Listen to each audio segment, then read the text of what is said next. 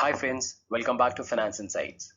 In today's video, we will have a look at the biggest accounting scandal of 2020 involving Wirecard Company, which has shaken the entire financial market of Germany. First, a little bit on Wirecard Company. It is a fintech digital payment processing company.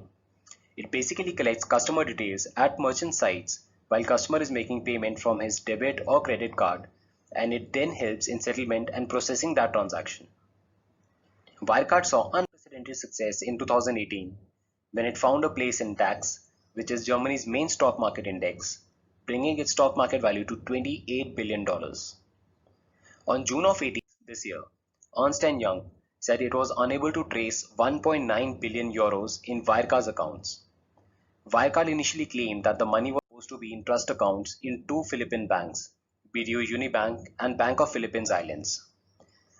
However, the Central Bank of Philippines said that the cash had never entered its monetary system.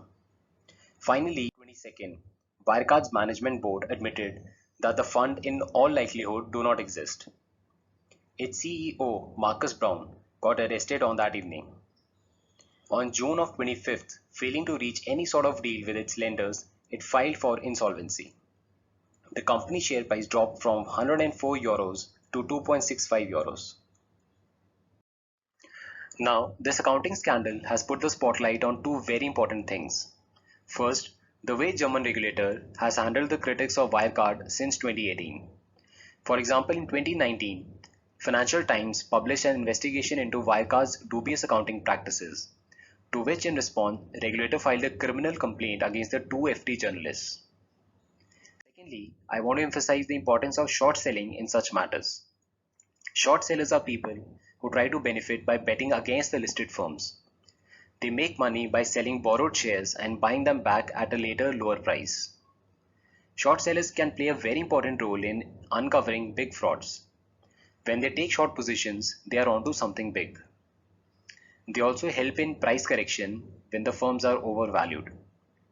Clearly, in this case, when German regulator banned short selling, it warded off a very important set of whistleblowers. Thanks for watching the video guys. Hope you guys liked it. Please don't forget to subscribe the channel and press the bell icon next to it. You can comment below your thoughts and feedback on this. See you guys in the next one. Thank you.